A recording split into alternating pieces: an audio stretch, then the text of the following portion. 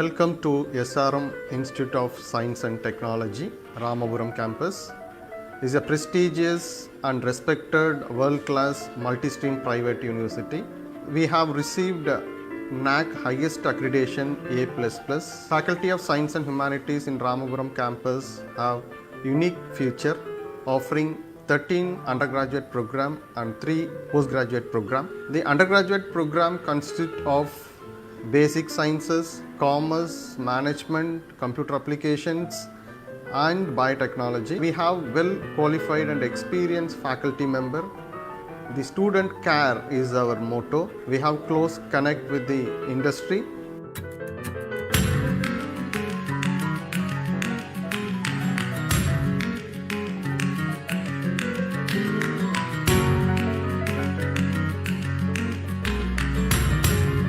Good number of university ranks and academic performance reveals the students' strength in academic knowledge.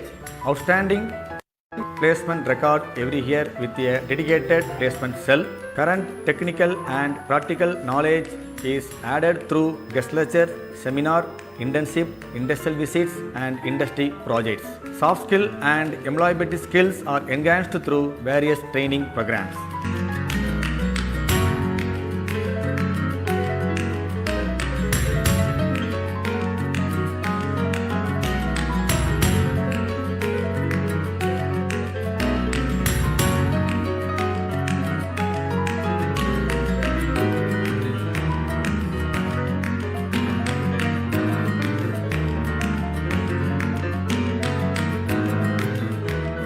We identify the new areas which is a need for the industries and implement and impart the knowledge and the new courses as a value added courses for every students to meet the industry needs. We prepare every students to get their dream jobs as soon as they graduate from the college, as well to build their career for next 25 to 30 years.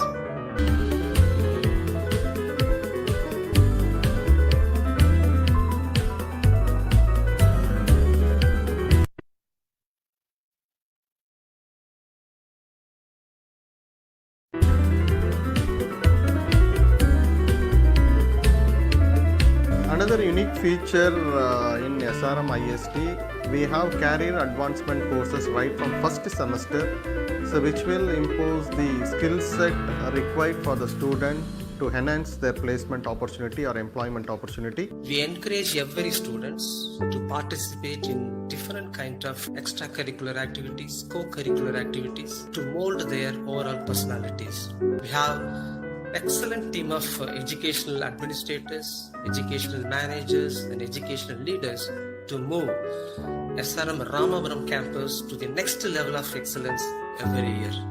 We know exactly what you want to achieve, and our SRM Ramapuram campus would shape you better in your career.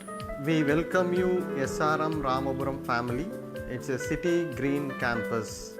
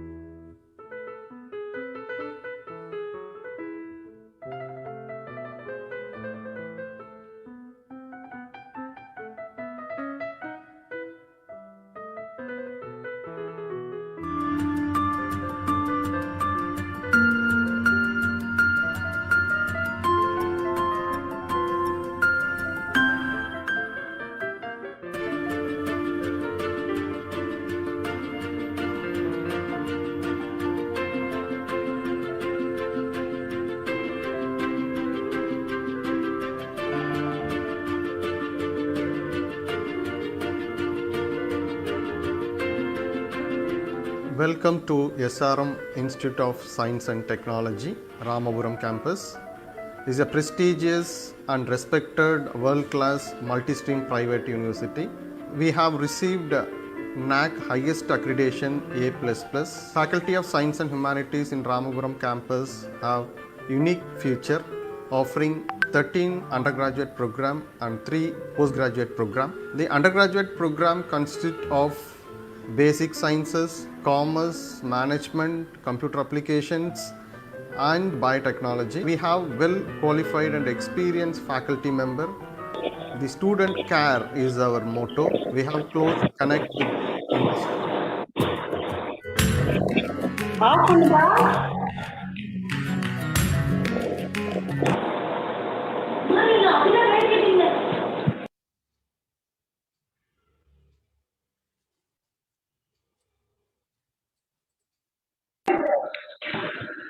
Good evening and a warm welcome to the final day of 5-day International Faculty Development Program on Research and Innovation organized by Department of Commerce, Accounting and Finance, SRM IST, Ramapuram campus. Yes, we have successfully completed 4 days with fully loaded information from Dr. John J. Thambidurai from Malaysia, Dr. Pon Murugan from Saudi Arabia, Dr. Narasimha Sundararajan from Oman, Dr. Lakshmi from Velaman Engineering College. Recording Today in progress. is the final day. We are ready to get tons of information from Dr. Ramasamy from MV Muthaiya Government Arts College, Dindigul. May I now welcome Dr. V. Deepa, Head in charge of BCom A&F, to formally welcome our chief guest and the gathering to our 5-day International Faculty Development Program on Research and Innovation. Deepa ma'am? Yes, ma'am. Thank you.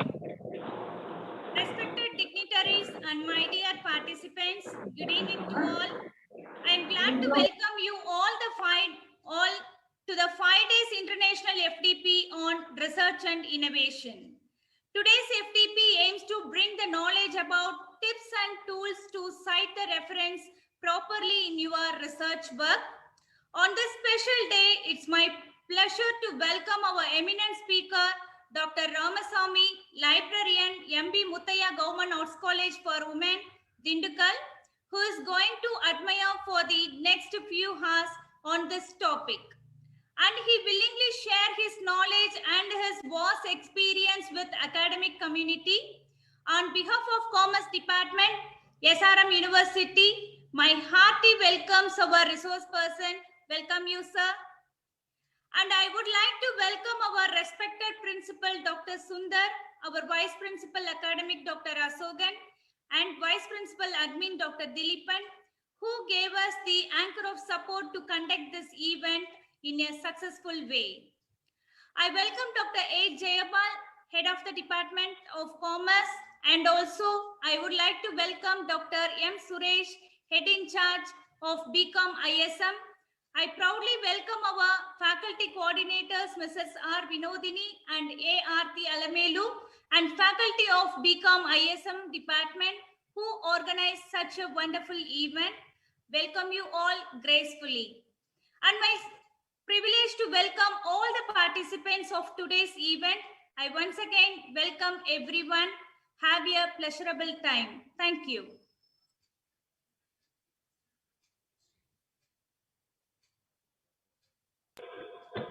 Thank you, ma'am. It is a time for us to know more about our resource person, Dr. K. Ramasamy. May I now invite Dr. V. Deepa to introduce sir to the gathering. Ma'am, please introduce ma'am. Good evening, all. It's my privilege to introduce our guest, Dr. K. Ramasamy, to the gathering. Dr. K. Ramasamy currently working as the college librarian, MB Muthaiya Government Arts College for Women, Dindigul. He completed his PhD in Library and Information Science. He has 16.5 years of experience as school librarian and 7.5 years of experience as college librarian. He published 5 books and published 91 articles in national and international conferences and seminars, and he published 75 articles in referred national and international journals. He won 7 Best Paper Award in various LIS conferences, and he contributed 73 books chapters in edited books. He completed a minor research project worth ₹1 lakh of Tamil Nadu State Council for Higher Education, Chennai in 2018. Dr. Ramaswamy delivered 64 online video lectures in the state, national, and international level webinars, 1 online faculty development programs, and online courses. He organized 4 state-level seminars, 1 international seminar, 2 national webinars, and 6 state-level webinars. He won Best Librarian Award from SBVS Maharashtra and Kalvi Ratna Award from Aram Anbin Adayalam Trust and Edge India Times 4-star Award for Excellence in Research by Edge India Publishing Private Limited on 15th November 2020. Sir, we are honored to have you as a chief guest for today's session. The platform is yours. Thank you.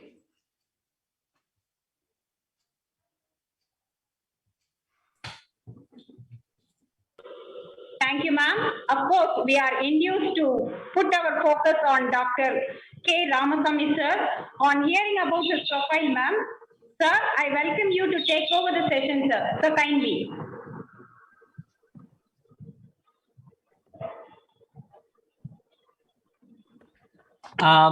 Good evening, ma'am. Ma'am, my PPT is visible.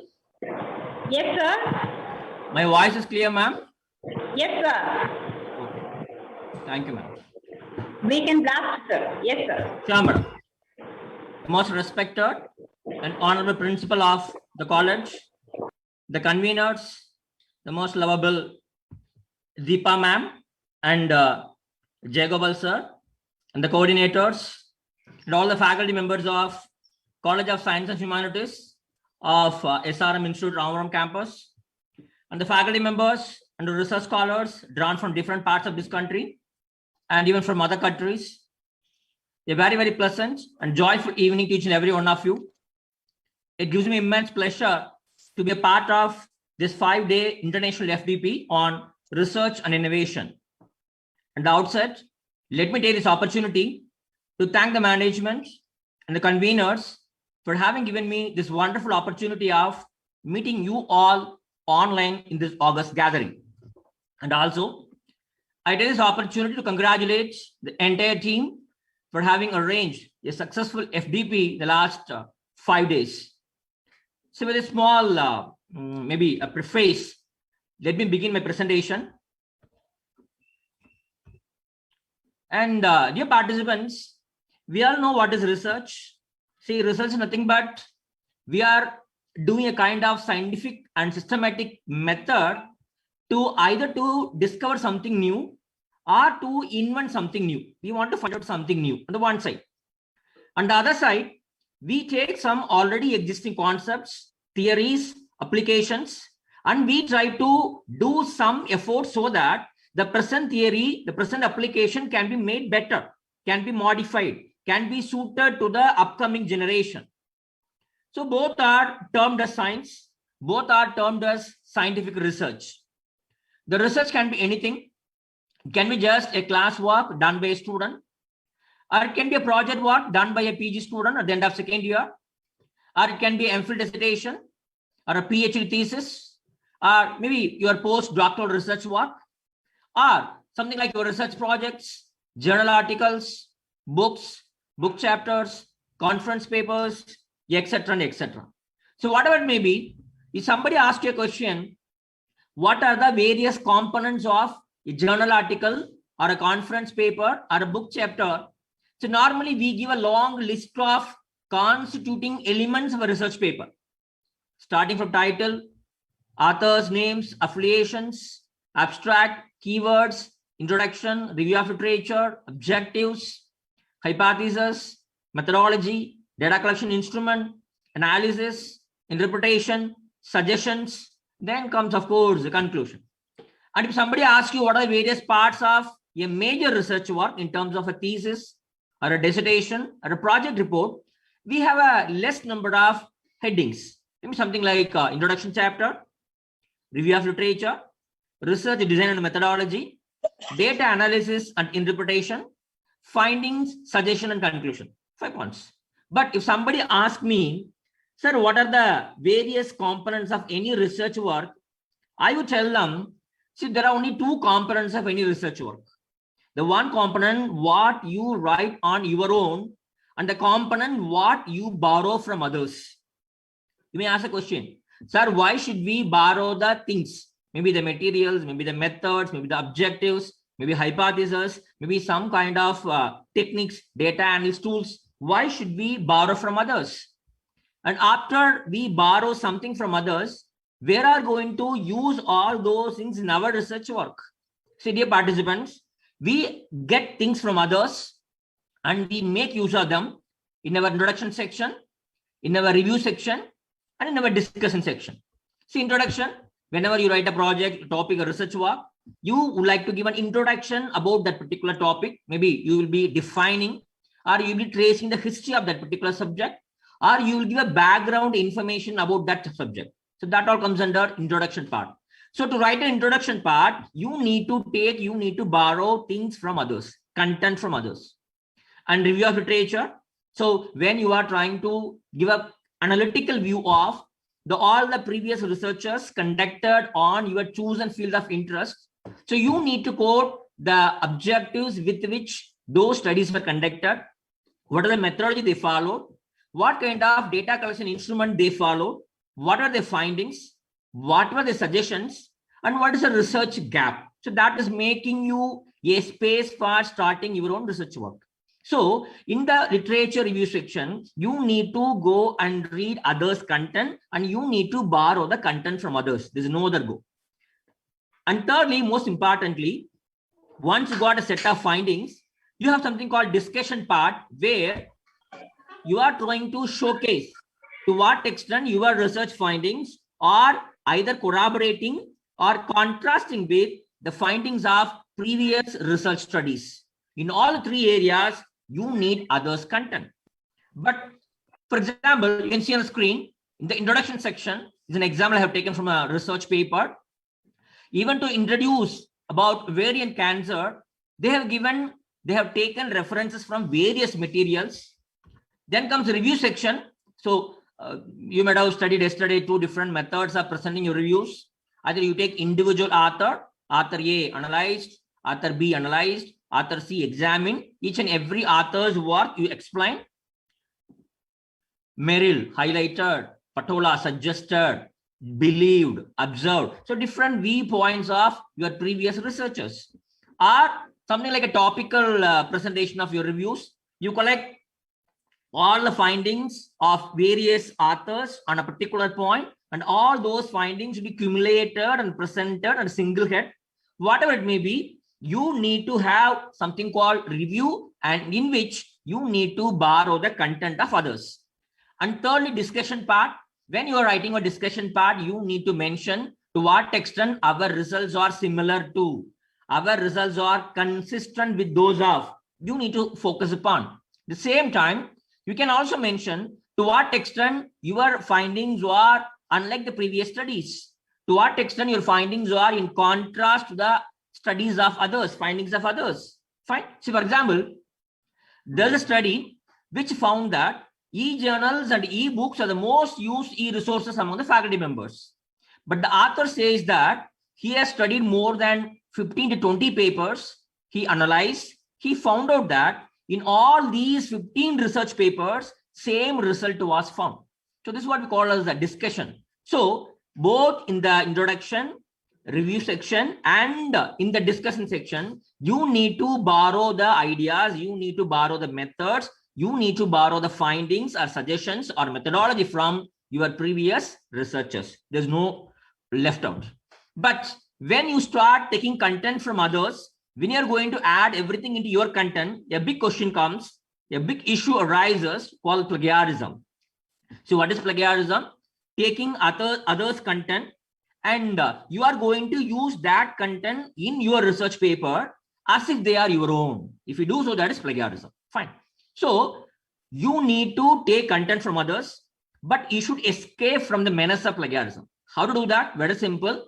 You have to give proper acknowledgement of all the sources you have borrowed the ideas from. Very simple. You have to acknowledge other sources.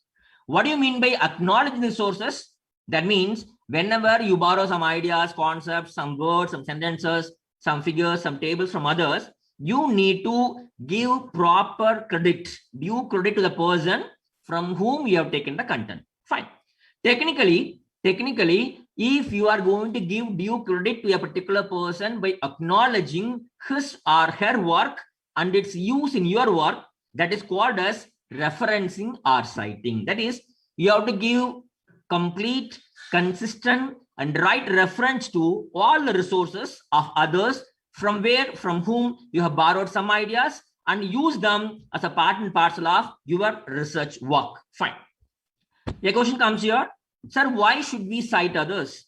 Why should we give reference to other sources when we are using them in our research work? So there are some solid reasons. Why should we cite? The first reason, when you take some findings, some ideas, some methods from others, you are not the owner of all those ideas and content. Owner is somebody else. So by citing, you are giving proper credit to the person who is a real owner of the content. That's the first thing. And secondly, see, for example, you are doing a research on maybe something like e-commerce. You're writing a paper on e-commerce. If another person who is also interested to do a research on e-commerce, when he happens to read your paper, he would be able to locate all the resources, whatever you used for your research work. So in order to facilitate other researchers to locate the required resources, you need to cite them. And thirdly, as I told you, in order to avoid and get rid of the plagiarism issues, you need to consistently and correctly acknowledge and cite the resources. Apart from these major reasons, there are a few other reasons. See, whenever you got some findings, you want to have some claim in your research, you claim something in your research as a result of your findings. So all your citations and frequencies, references will help you to support your ideas. They'll give a strong foundation, they'll give strong support to your arguments, to your claims. And apart from that, when you have all the references cited properly, it means that there is an integrity in your research and your scholarship is widely known. So we come to understand that this particular author has looked into a good number of references for preparing this particular research paper. Fine. And apart from that, you are to show respect to fellow academics. So for example, if you are doing research on marketing management, one other person also is doing research on management, marketing management, he has published papers. As a fellow researcher, you have to give respect to his findings so that you will start sharing information about his findings through your research work, by which the science will grow. The best way to grow any subject is to share the knowledge, to share the findings, share the methods of all the researchers. So because of all these reasons, we have to cite the resources properly in our research work. Fine. You can ask a question. Sir, you have been telling that we have to give proper acknowledgement. The question comes here. Sir, what is to be acknowledged? Or what are the various things that are to be acknowledged in research work, so that I will decide whether I should acknowledge this or I need not acknowledge this. What are the list of those items? One is direct quotations. So whenever you take a quotation from others' work, this quotation means exactly the same words, same paragraph available in another literature. You take it and use it as such in your research work. That's called direct quotation. So whenever you are adding a direct quotation taken from other resource into your research work, it is your duty to make the readers understand that, Hare Baba, this is not my work. This is the quotation I have taken from other work. So that information you should pass on to your readers. So normally what we do is that we have two different kind of quotations. One is short quotations, maybe 3 to 4 lines of 40 words maximum. That can be short quotation. which can be normally given within the double quotes. And if the number of lines are increasing more than 4, or the number of words get more than 40, then normally we have the quotation without quotation marks as a single paragraph. Fine. So it's also direct quotation. You can see in the screen. So this particular author is making use of a quotation given by this particular author. The quotations are given within the double quotes. Fine. And here it's a long quotation, more than 4 lines, more than 40 words. It is given a separate paragraph called indent paragraph. Fine, good. Secondly, paraphrases. See, what is paraphrasing? You happen to read others' work, similar interest work. You feel that you need to take something from that particular work. So what you can do is that instead of copying the entire exact words of that particular author, you can read others' work, you can understand it, and you can rewrite the entire thing what you understood in a simple your own sentence construction way. You can do that. You are writing it, you are rewriting others' content in your own style without losing its important meaning. Fine. That's what you call as paraphrasing. But please understand, see, paraphrasing means you are going to work on somebody's work, but you are giving a proper reference. See, we have misunderstanding that, sir, I should give a citation only when exactly copy from others. I have not exactly copied from others. I have read others' paper. I understood. I wrote the entire thing in my own way. Then also should I have to cite properly? Yes, of course. You have to, because idea is not yours. Idea is somebody's. So you have to properly cite the paraphrasing also. One more thing is there's something called partial paraphrasing. When people are taking others' content, for example, you take 5 lines from others' paper, 2 or 3 lines you change according to your requirement. Remaining 1 or 2 sentences, you are using it as such. If you do that, it's called partial paraphrasing. You should be even more careful when you are doing partial paraphrasing also. Fine. Please understand, even in the paraphrasing, if you are using any peculiar word, any distinctive words from the original author, even that is to be given the proper quotation mark. Otherwise, even that may lead to what is called as plagiarism. For example, please see the screen. This is the original text. The teen driver ran his car up the road while driving over 100 meters per hour last night. This is the original text. Okay. See, if you are using some kind of paraphrasing tool, and if you are changing only the words, that is not called as proper paraphrasing. See, proper paraphrasing is you have to read the original text, understand it, and you have to rewrite it in your own style. The previous day, a young driver lost control while driving his vehicle at high speed. And here you are giving the credit to the author. Fine. So the entire content is restructured, written using a different language without losing its meaning. At the same time, you have given proper citation to the author. Fine. And even the paraphrasing, if you feel that, for example, you want to paraphrase this particular paragraph, but you want to keep the biggest lie of all, this particular catchy word as such in your paraphrasing. So everything else is paraphrased by you, but this particular, the biggest lie of all, you want to retain it as such. So even in the paraphrasing, if you want to retain this important word as such, then this particular word is to be given in double quotes. Fine. That you have to make a note of it. Then comes summaries. Especially when we're writing a lot of review of literature, we take some 8 to 10 page research paper. We read the entire paper, we understand it, and we write the entire paper in a summarized way, maybe in 5 to 6 sentences. That's called summarizing. So summarizing is also to be acknowledged. So direct quotations are to be acknowledged. Fine. Then paraphrasing is to be acknowledged. Fine. Thirdly, summary is to be acknowledged.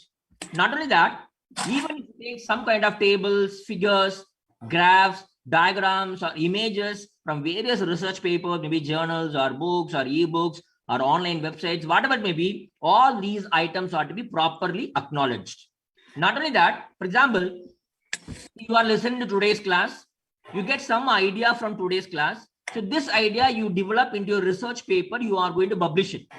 See, even if you got some information verbally from some guest lectures, or even you got some information from some of your friends while you're walking on the corridor during a conference meet, very informal gathering that time. So all those resources are to be properly cited. Sometimes a question comes here, sir, there is a book which was not published at all. I could come across that book. So I have taken some points from that particular book. Should I have to refer to that book also? That I have to give proper citation to that book also? Yes, exactly. Even you are taking some idea, some content from an unpublished report or unpublished thesis also, you have to give proper citation to all those sources. Fine. Is there anything which need not be acknowledged? Sir, should I have to give acknowledgement to everything, sir? There are some exemptions. So you need not acknowledge the following things. What are they? Your own ideas. So when you're doing a research, your own ideas, your own arguments, your own methodologies, your own findings, your own discussions, your own suggestions. So your things need not be acknowledged because it is your own. You are creating all these things. You need not give any reference to all these things. First. Secondly, there's something called common knowledge. Some basic information, some factual information is known to everybody in a particular field. So that constitutes common knowledge of that particular subject. At the same time, there are certain facts that are available in almost all the reference books. You go to a dictionary or an encyclopedia or an online source, Wikipedia, whatever it may be.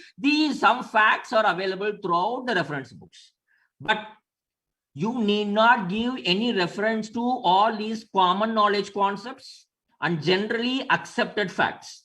But if you are quoting any statistics from all these references, make sure that you are citing all those statistical information. For example, in the common knowledge, you take current events, you take information about famous people. You say that so-and-so is the Prime Minister of our country. So-and-so is the Chief Minister of so-and-so state of India. So-and-so is the capital of so-and-so country. So when you're giving such kind of information, geographical facts, some familiar history, you need not cite all these resources. For example, the sun rises in the east. Drinking water is good for you in summer.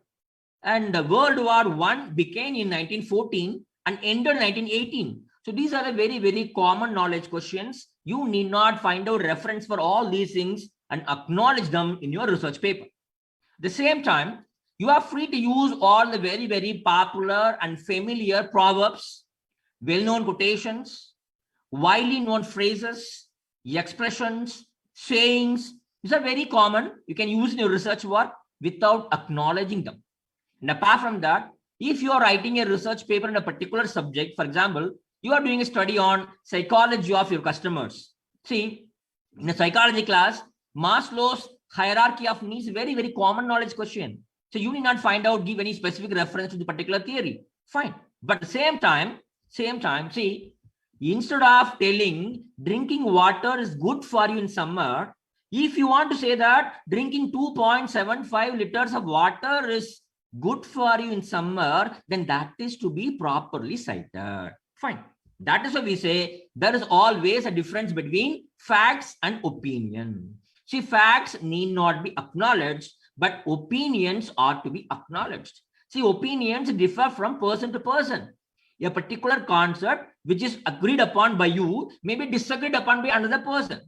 For example, you say that, for example, in Tamil Nadu, we have a musical composer called Ilayaraja. So we say that Ilayaraja is a very good musical composer of our time. Everybody agrees, there's no problem. But if you want to say that Ilayaraja is the best musical composer of the entire country, entire world, then people may feel that is your opinion. That may not be my opinion. I agree that Ilayaraja is a good singer, good composer, but he may not be the best of all. So when there is a difference of opinion, then that difference in the opinion is to be properly acknowledged. So facts need not be acknowledged, but opinions are to be properly referenced to. Fine, good. But always, sometimes you got a doubt, no, sir, whether this is to be acknowledged, not to be acknowledged, sir. I am in a confusion. So very simple. Whenever you got any doubt with regard to take a decision on whether to accept, whether acknowledge or not acknowledge, please close your eyes and acknowledge that particular resource whenever you're in doubt. Fine, good. So, so far we talked about what is to be acknowledged and what are things that need not be acknowledged. Fine. But After, sir, you're telling that these are the sources we have to acknowledge, but how to acknowledge? What is the methodology I should follow to acknowledge or give credit to the original author? It's very simple. That is a process we call as referencing or citing. So whenever you're taking a content from others, you're adding that content in your research paper, maybe in the introduction section or review section, methodology section, or discussion section, wherever you feel like, there you are going to add a small label, just like how you do in your kitchen, no? After keeping various materials in various bottles, we write the name of the material and we paste it in all the bottles, so that we are labeling the materials properly, so that it would be easy for us to retrieve the things when you need. The same way, when you are going to add some content of others in your research paper, along with the information that you borrowed, you are going to put some label. So that label is going to help you and help the future researchers to be able to locate the full information about those resources. So that process called as referencing or citing. Fine. And what are the different methods available for referencing or citing? Fine. See, basically, we have three different methods of referencing or citing. One is author date system, which is also called as in-text method. And second one is numeric method. And third one is footnotes method. Three methods are there. So whether you are using author date system or numeric system or footnote system, please make sure that at the end of your research paper, you should have a full-fledged, complete list of all the references, whatever we have used in your research paper. Fine. A complete list, whether you call it as works cited or reference list or bibliography, you have to give a complete list of all the materials, whatever you referred in your research work. Fine. See, you may ask a question, sir, is there any difference between works cited, reference list, and bibliography? See, all are one and the same. Depending on which style manual you follow, these terms have a different terminology. That's all. See, for example, if you're using American Psychological Association, you will call it as reference list. If you are using Modern Language Association MLA style, you will call it as works cited.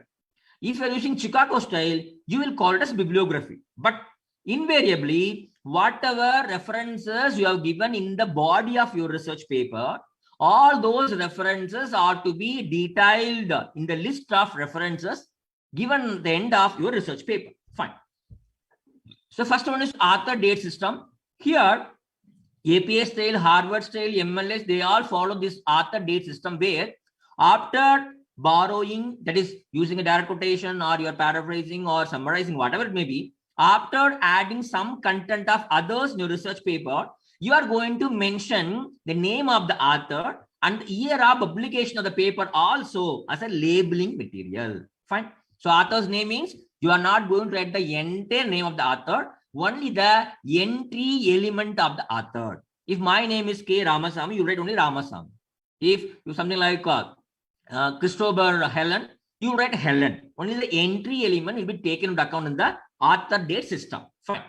And apart from the name of the author and year of publication, if you are using a direct quotation, or if you are using very, very specific definition or statistics, or you are borrowing a table or a figure from others' paper, that time, apart from or along with the author's name, year of publication, you have to even mention the page number also.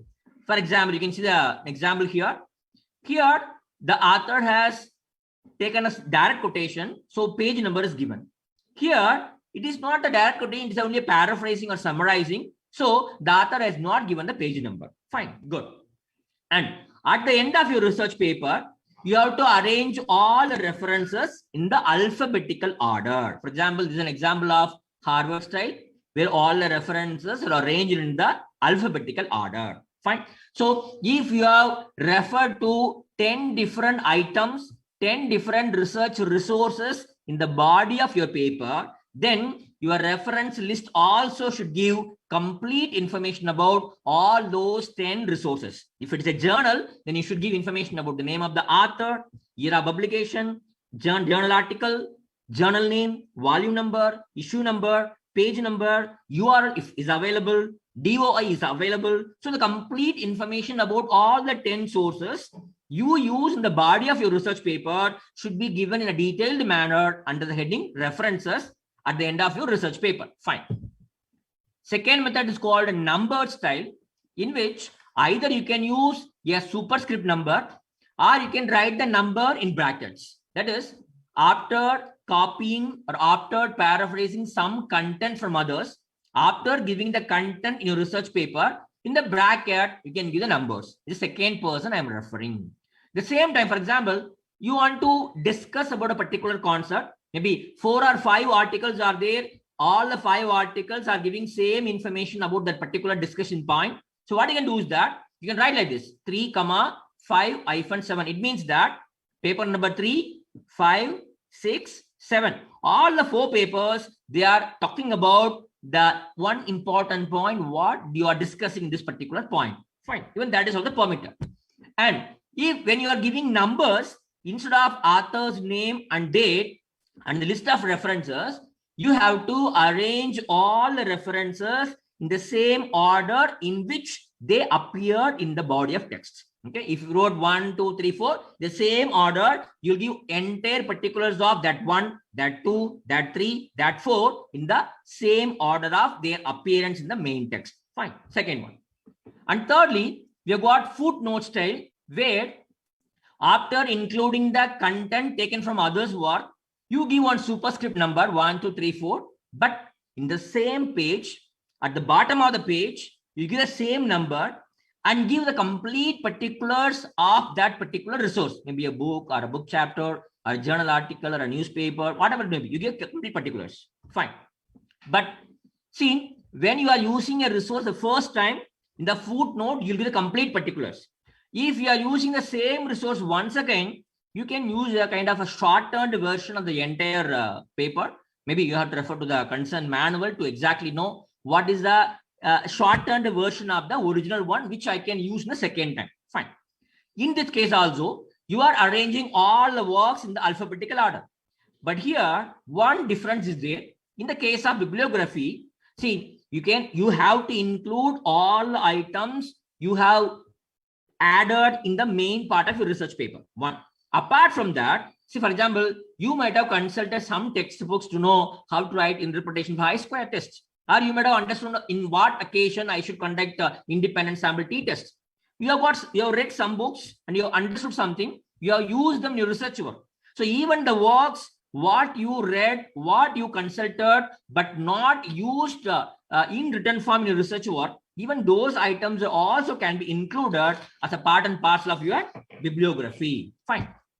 Then there's a thing called secondary citation. So very simple. For example, see, I'm doing a research on maybe something like HRM. I'm doing research on HRM. I'm doing a research on recruitment process. Okay.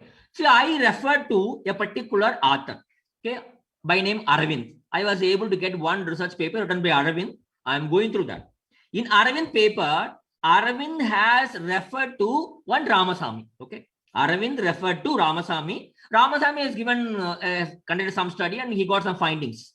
So now I want to include in my research work the findings or methods followed by Ramasamy. Okay. So I tried to get the paper of Ramasamy. I was not able to get the full research paper of Ramasamy, but I was able to get only Aravind paper, which includes one paragraph on what Ramasamy proposed in his research paper. Can I quote this in my research work? Yes, that is 100% permitted. That's called secondary citation. But how to give that? Please understand this.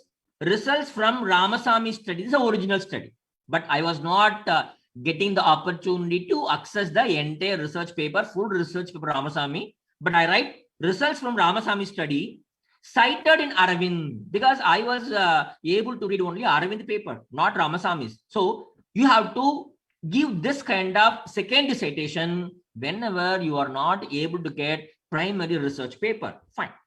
And for example, when there are many number of studies, they're all supporting a particular cause, particular point. For example, you found out that poor people, they always love to deposit money in cooperative banks. That is your findings. If there are 10 more papers which also support the same findings, then you can give. How to give?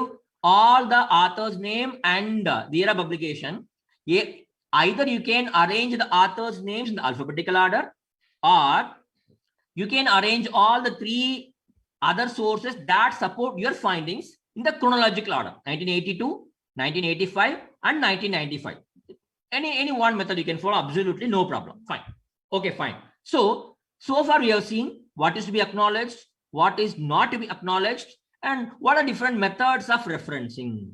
Now, the question comes here, so how can I make use of the sources properly in my research work? Either direct quotations or indirect quotations. See, indirect quotations, I mean all the paraphrasing work, all the summaries are called as indirect quotations. How to make use of them properly in my research work? How to give reference to these direct and indirect quotations in my research work? Fine. See, same information, I can give it either as a direct quotation or as a paraphrase or as a summary. So that all depends on what kind of research paper you are writing and what is the context in which you want to present this particular idea. So you are the master. You will decide whether the particular content taken from others' work is going to be used as a direct quotation or a paraphrase or summary. Fine. But how to make use of the quotations correctly in your research work? Please understand, whenever you are planning to make use of direct quotations, that is copying one paragraph or one line, few sentences exactly from others and using it in your research work, please make sure that you have copied them exactly. Okay, you are not going to change any word. You are not going to change the word order. You are not going to change the spelling. You are not going to change the punctuation. The exact thing as such should be used in your research paper. One thing. And secondly, if your quotation is more than 3 lines or 40 words, then it is to be given as a separate paragraph that I will tell you later. Fine. For example, so there is a big quotation, maybe 6 to 7 sentences. You want only first 2 sentences and last 2 sentences. Remaining 3 sentences you don't want. You feel that they are not relevant to that particular point of my discussion, my research. So what you can do is that whatever portion of quotations you want to omit, you can follow this ellipsis symbol, 3 dot symbol. No, see, I start the quotation from here, meaningful context, up to event I use it. I'll give 3 full stops, 3 dots, ellipsis, and then the remaining part of the quotation. So whenever you want to omit in between a portion of your quotation, you can make use of ellipsis. First thing. Secondly, for example, you might have taken a quotation from others. The quotation may have some contextual words, some different words that may not be easily understood by your readers. So what you can do is that whenever you want to add a word to define, to refine the quotation, you can do that by including it in your research paper in square bracket. So whatever is included in the quotation mark means that these are the things the researcher has added to the quotation mark, maybe to make or refine the work, refine the quotation better. Fine. At the same time, see, for example, you have taken a quotation from some resource, but when you're trying to use that quotation in your research paper, you feel that so grammatically there is some kind of inconsistency. So you want to correct it. Even that case also, you can make use of this square bracket. For example, Angela was taught from a young age to nourish your soul as well as your body. Something is wrong grammatically, no? You can correct it. See, Angela was taught from a young age to nourish her soul as well as her body. So you are inserting a new word called her, which can be given in the square brackets. Fine. Then comes paraphrasing. So I told you paraphrasing, 2 things are very important. You are going to manipulate the language. Secondly, you are going to make some kind of changes in the sentence structure. That is what paraphrasing. But importantly, we are not going to lose the meaning of the words. Whatever original meaning proposed by the author, same meaning, contextual meaning should be expressed by your paraphrasing also.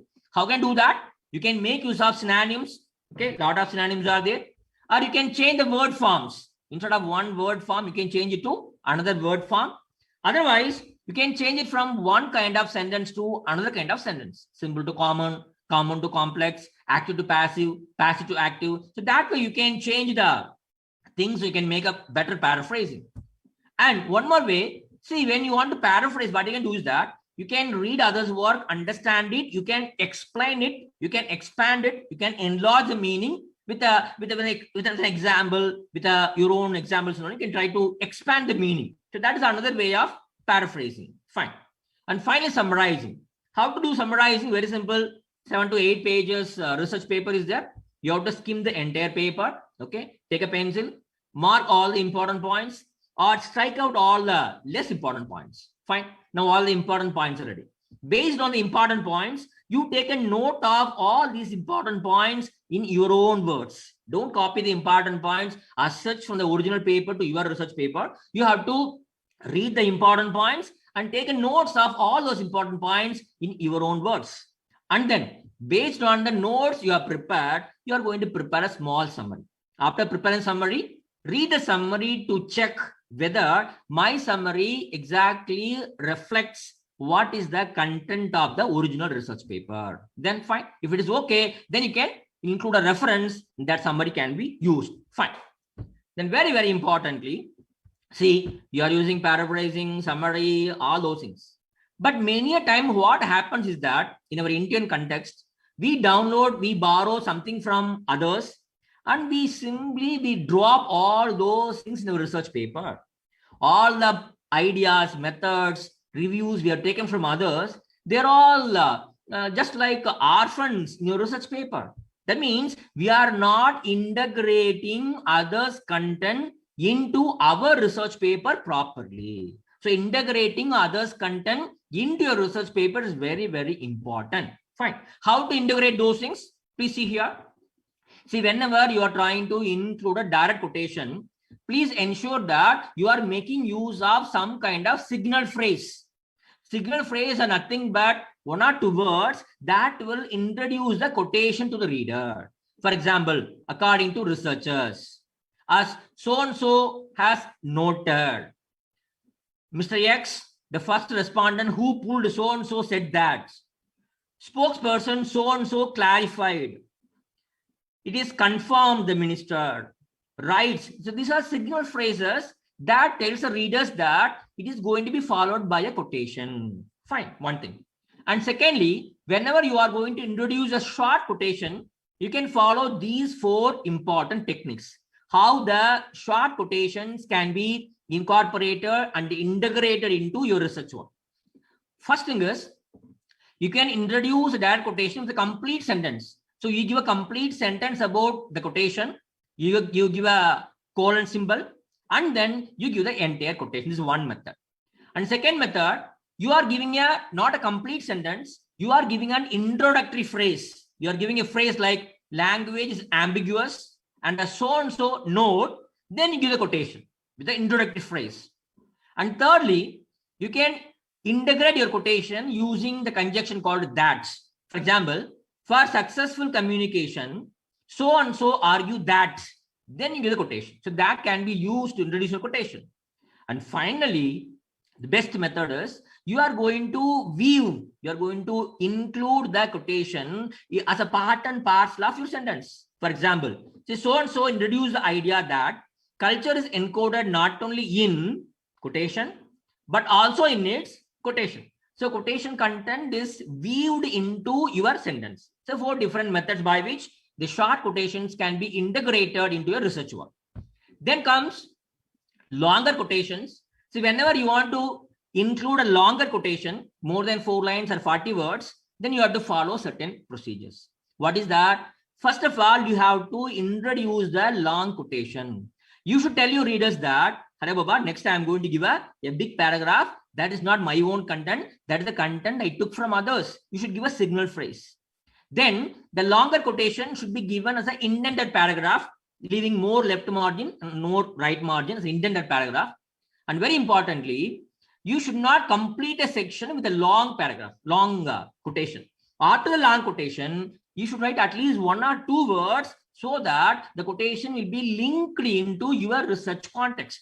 For example, you can see here, this is a phrase by which I am introducing the long quotation to provide an example illustrating the importance of context of culture. Anderson writes, So I am telling the readers that the next paragraph is not given by me. I have taken from Mr. Anderson. Okay, this paragraph is there. So after the long quotation, I am linking the essence I have taken from this quotation into my discussion, my argument, my claim, my findings. So these are three components of integrating a longer quotation into your research work. Fine, good. Then comes indirect quotations. So how to integrate the indirect quotations, either paragraph, paraphrasing, or summarizing. So see, basically we have got two different methods. One is author prominent paraphrasing.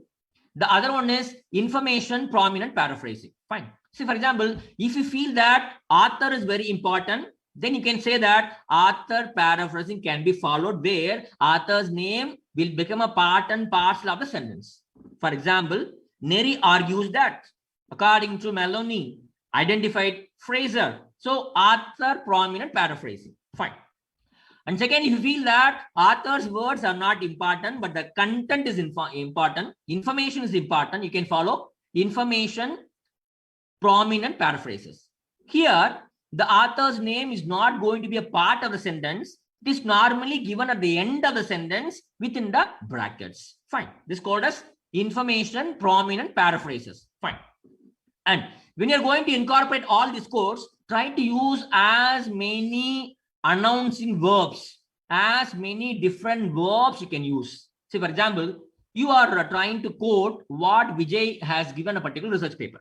So there's always a difference between saying that Vijay states that, one author says Vijay states that, other author says that Vijay disputes this theory and claims that. So that will reflect the original feeling of the author. And that reflects how you are able to absorb the feelings of the original author. So thus, these kinds of revealing verbs are to be used to integrate the quotations. For example, you can make use of such words like disputed, established, illustrated, investigated, proposed, persuaded, suggested, considered. So these kind of announcing verbs can be used by you. Fine. So far I was telling you all the tips on how you can make use of the quotations or indirect quotations or whatever you take from others, how those things can be included as a part of your research work. Fine. But please understand, see, when you have taken some information for research paper, a journal article, a lot of problems are there. Okay, for example, you may give reference in your own style. I will give it in my own style. So if everybody starts following a different style, there's no uniformity. That is why we have to know exactly how to prepare the in-text citation references and the references or bibliography website. How to prepare that? Very, very simple. Okay, we have something called citation styles or citation manuals. Okay, citation styles are standardized methodologies that can be adapted by you to refer to a particular material that you have taken from others in your research paper. We have got more than 9,500 citation styles which is meant for a particular discipline, or sometimes even a particular journal has got their own, his or her own citation style. The most popular ones are American Psychological Association, Chicago style, Modern Language Association style, Nature style, IEEE style, Vancouver style, Cambridge style. So more than 9,500 citation styles are there. Fine. And how to prepare citations? A big question mark. Okay, how to prepare? Very simple. For every citation style or manual, there is a book available, either e-book or printed book. You can purchase a book and you can read the entire book and you can know how I can prepare a reference for a journal article with one author, two author, three author, 30 authors, 40 authors, without author, with the DOI, without DOI, with the URL, without URL. See, we have got interviews, you got newspaper clippings, you got tweets, you got blog posts, you got Wikipedia entries, you got online dictionaries. So how to prepare reference for all these different kinds of resources? See, we cannot simply write. So you need to depend on some sources. So first idea is you purchase a book, read it, learn it, and use it. Fine. And secondly, you can make use of MS Word. In MS Word itself, there is a platform, there's a provision where you can prepare both in-text citation and the list of references in MS Word itself. You can learn that, you can use it. And thirdly, we have got some online bibliography generators. They are available online. They are all web pages. You can go to the web pages. You can either input the data, you can get the in-text citation and the list of references in any of the stale manuals, or you can go online, you can search for something, you can retrieve something. Whatever you retrieve, for that retrieved resource, you can prepare in-text citation and list of reference online itself. A good number of freely available online citation generators are available.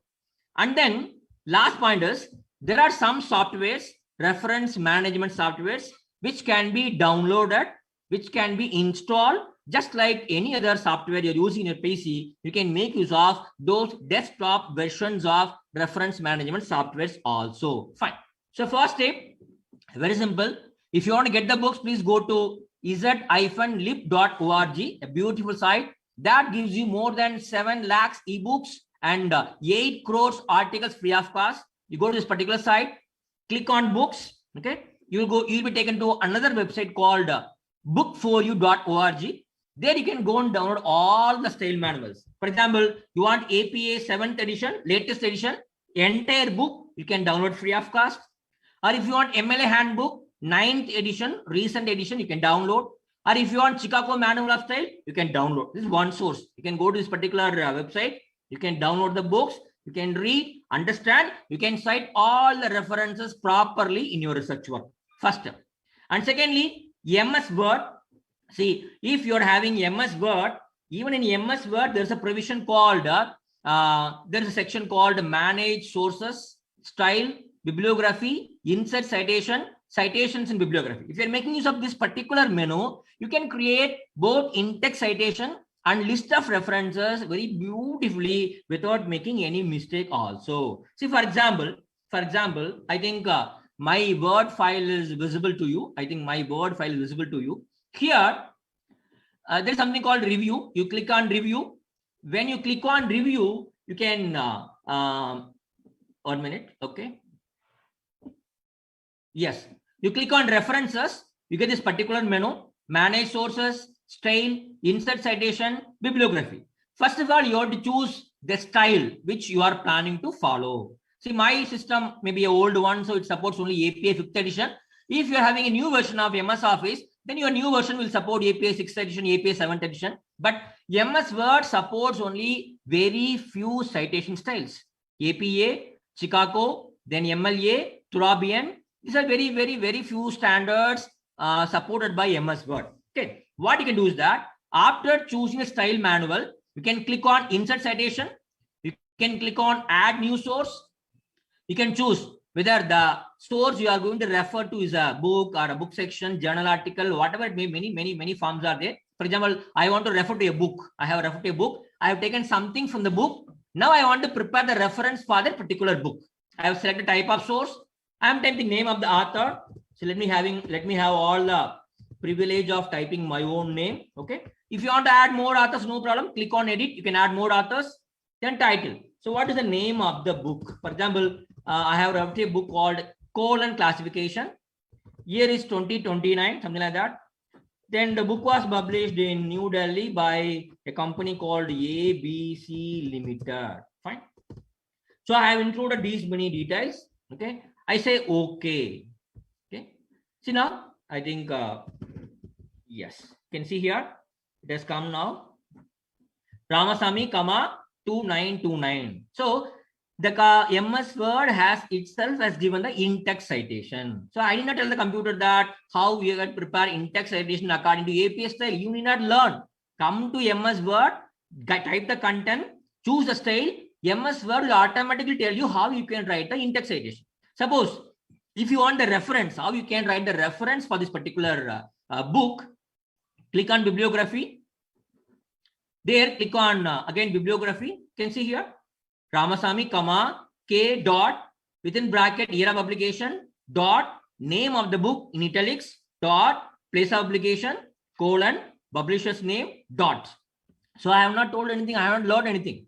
So once you input the things, MS Word will automatically generate all the references. Okay. So for example, you have prepared references in APA style. You have got a content. Now the same content You want to have the reference in some other style. Very simple. You can just go and change the style. For example, I went and clicked the MLA 6th edition. You see here?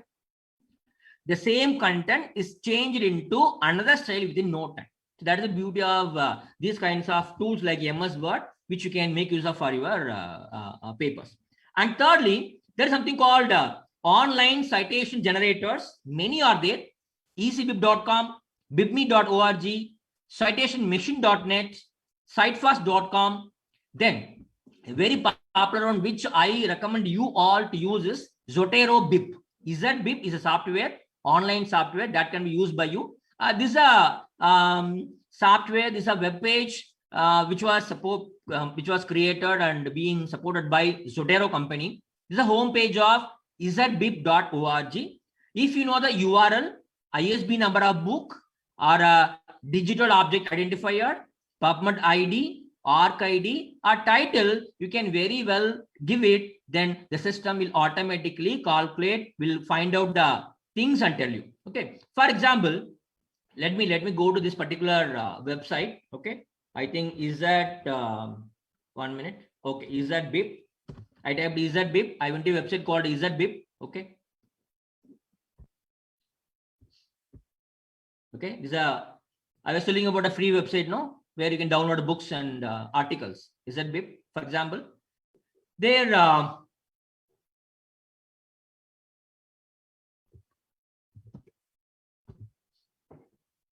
1 minute, let me get some ISBN numbers and I will tell you how you can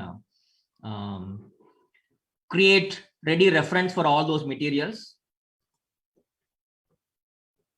So this is Z library, okay, where you can access 8 crores of articles. So I want to search for some books, okay. I clicked on books, fine. For example, I want to take this particular book, academic writing for graduate students. I click the book, something like that. So I get the ISBN number. For example, you have this ISBN number. You can copy the ISBN number, come to our ZBib website. You can paste that particular ISBN number here. Click on site. Okay, the book has come automatically here. Okay, you have not done anything. You entered only the ISBN number. The Zotero Bib system, the web page, it has brought the contents, all the information required for preparing the reference for this particular book. It is available. Okay, here you can see here. Now it is set in American Psychological Association 7th edition. Okay, this is in APA 7th edition. If you want to change it, you can just click it. Okay, they are supporting more than 10,000 plus styles. For example, same thing I want to represent it in MLA 8th edition. You click on Modern Language Association 8th edition.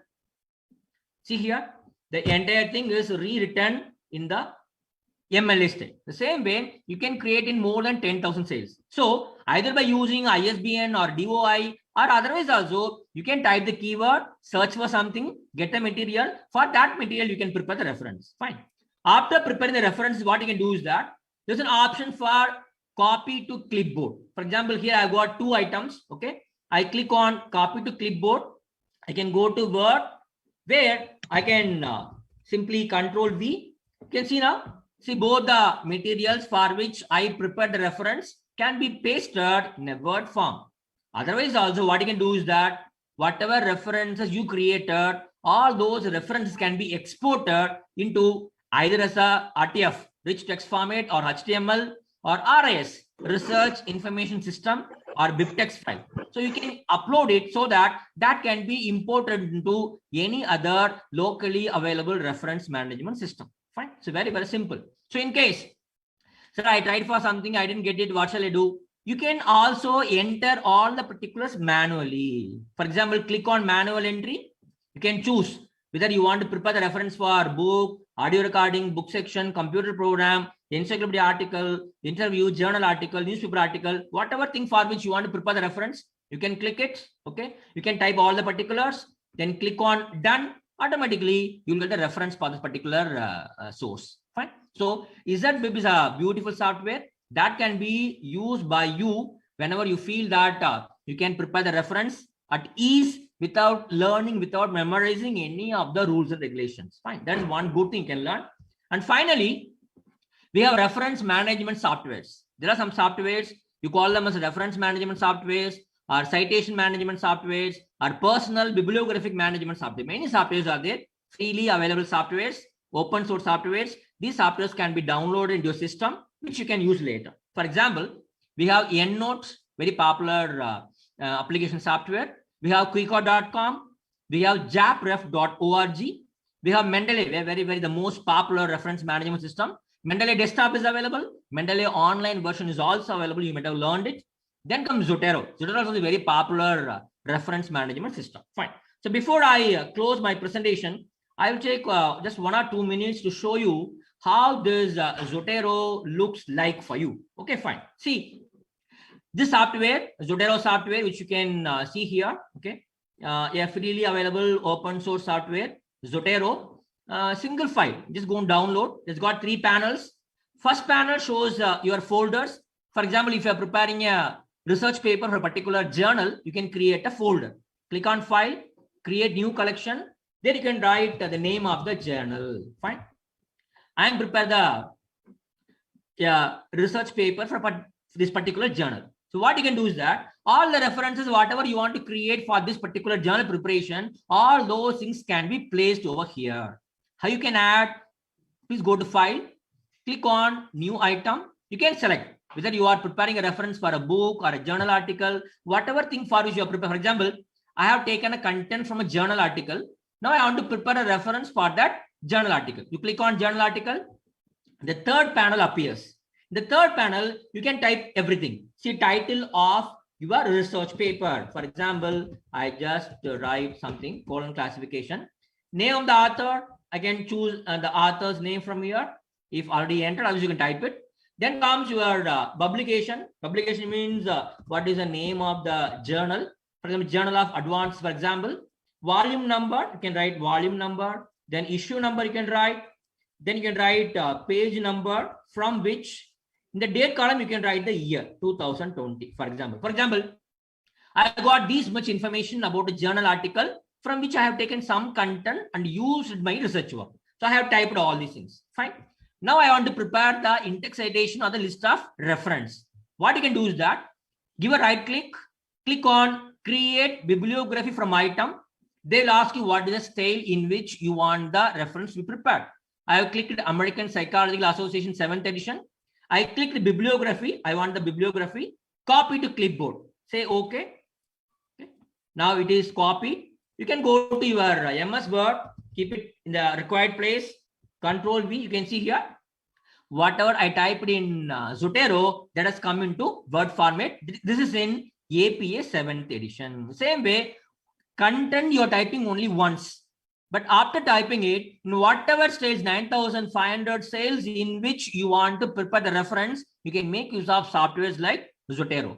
Not only that, even in Zotero, you can search online. See, for example, just go here, this button, add items by identifier. So you can, sitting in Zotero, you can search for things online if you have a net connection. ISBN number, a DOI, PubMed ID, ARC ID, all those things can be used by you. For example, if you're having any ID, you can enter the ID. What it does is that it goes and search for the entire online resources. It fetches all the bibliographic information so that you need not type anything manually. It automatically will fetch all the required information and your references can be prepared.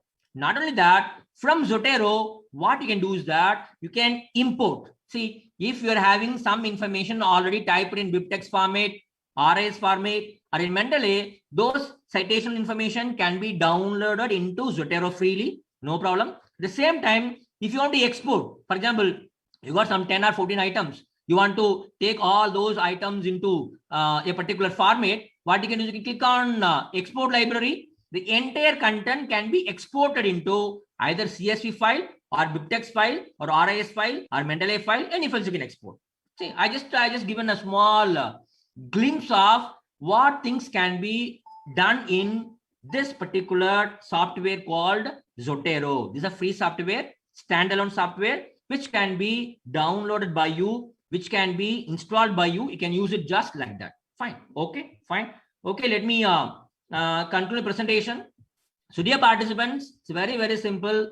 Whenever you are collecting some content from others' research papers, have a proper track of all the information. You can have a notebook, either online or offline, or in the printed version. You clearly make a note of the sources from where you copied information, author's name, journal name, article name, page number. If it's a direct quotation, use one color. If it is a not direct quotation, you have just paraphrased or summarized, you can use some other color.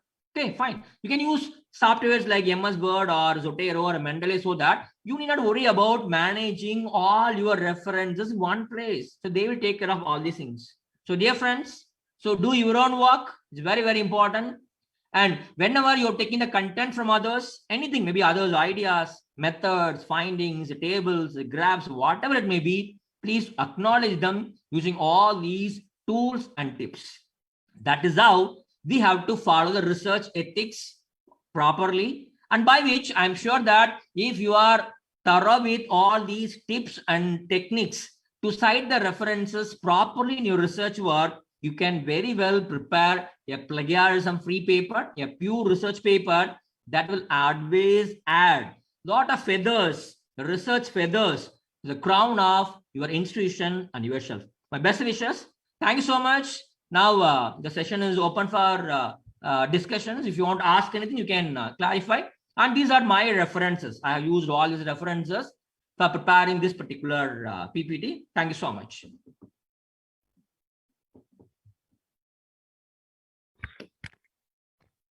Dear participants, the session is open for discussion.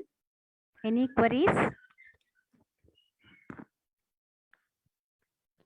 Dear participants, if you got any queries, you are most welcome. You can either put in the chat box or you can unmute yourself and you can ask us orally as you like. Sir, this is Mary from Ratnam College of Arts. Please, madam, go ahead, ma'am. Sir, you have very clearly informed about the how the bibliography or reference, the contents or the things which we are taking from other journals or books.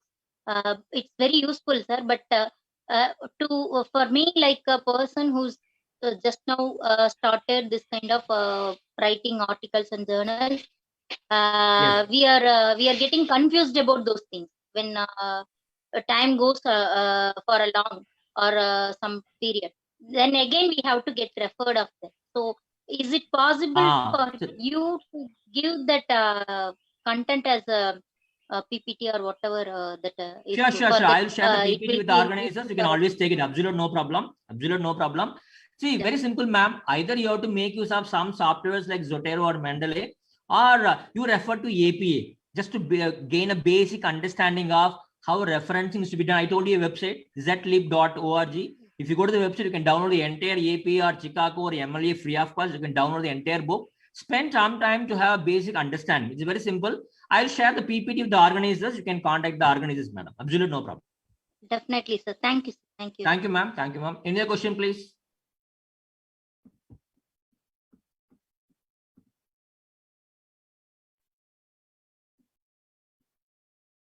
Participants, please, any other question? You're most welcome. Sir, in chat box, they have mentioned like, should all literature be paraphrased in research paper? It all depends on your requirements, because people say that whenever you want to include direct quotations, they say that more than 10% of that direct quotation should not be there in your research paper. It means that maximum 10% direct quotations can be included in research paper. Apart from that, if you want to include others' work, it's always better you read, understand, and paraphrase it. That is better. Because paraphrasing means you are using others' content, you are giving a proper reference, so you'll be escaped from plagiarism. There is no problem of plagiarism. Fine. Any other question, madam? Chat box? Yes, sir. Good evening, sir. Madam, good evening, madam, please. Sir, I'm a PhD research scholar. Okay, fine. Before using Mendeley and the other Zotero, Okay.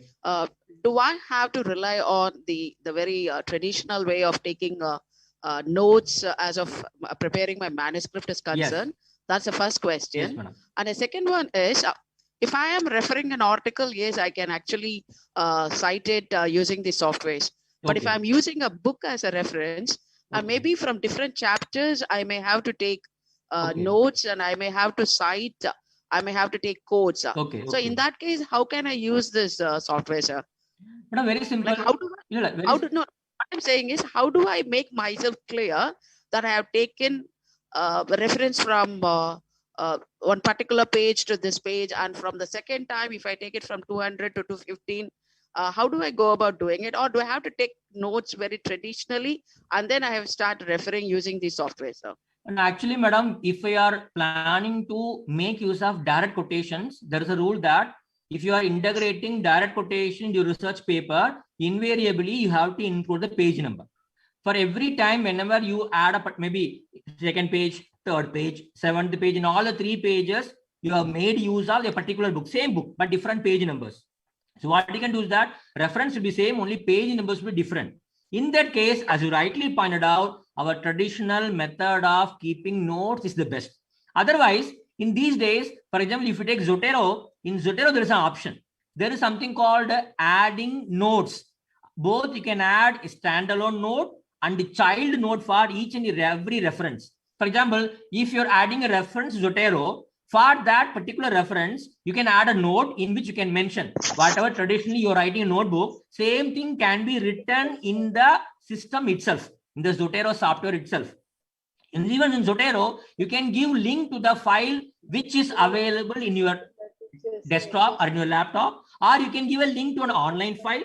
You can create links, you can add notes. So many such provisions are getting added in these softwares so that, in fact, you can get away from traditional things. But whatever you are doing traditionally, all those things can be done now online or in the system using softwares like this, madam.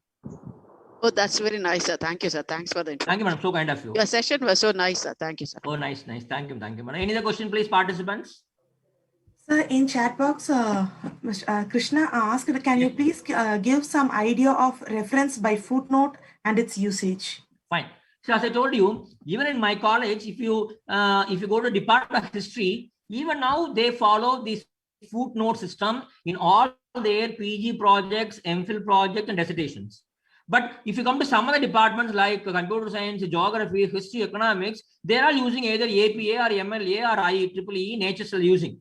But I don't know why history people are so addicted to this kind of footnote system. See, actually, for reference purpose, as I told you, there are 3 different methods. Either you can follow author date system, index citation, or numeric system, or footnote system. The one plus point of footnote system is that, see, for example, in the page number 14, you have referred to Mr. Ravi's work, means in the same page, at the bottom of the page, you will come to know the entire bibliographical information about Ravi. That is one plus point of footnote style, which you don't see in any style. In all the styles, you have to go to the end of your research paper or end of your thesis. You have to look for Ravi and you have to find out the full information. But in the footnote system, the same page, you will get the complete information about the resource. That is one plus point I see in footnote system. But otherwise, I strongly recommend you go for either author date system or you go for numeric system. So thank you so much for the question. Yes, sir. Thank you, Any sir. other question? Yes, sir. Final question from Vidya Sahar Kumar. How to develop appropriate paragraph with citing others' work and creating coherence of argument, and how to link one another without losing flow? So that is the art of writing. Okay, it cannot be developed in a single day. See, Exactly, it needs sir. lot of time. You need to prepare lot of items. You need to read lot of items. You should have a track of all the things, whatever you read related to your particular field of research. And you have to write, you rewrite and rewrite. You have to give to your friends, your relatives, your enemies. Let them go through, let them give the comments. It's a long process. See, unless otherwise you spend at least a couple of years in doing your writing job seriously, it is very difficult to develop such a kind of flow. One thing is, you should be strong in communication. And secondly, you should be strong in your subject. And thirdly, you should have all the interest and enthusiasm to prepare an interesting, innovative research paper for a scientific community. If you're having all these things, absolutely, you can make a very wonderful, logically written, coherently presented, well-written papers. Absolutely no problem. you, sir. I think no more question. Any other question, ma'am? No, sir. Participants, any other questions?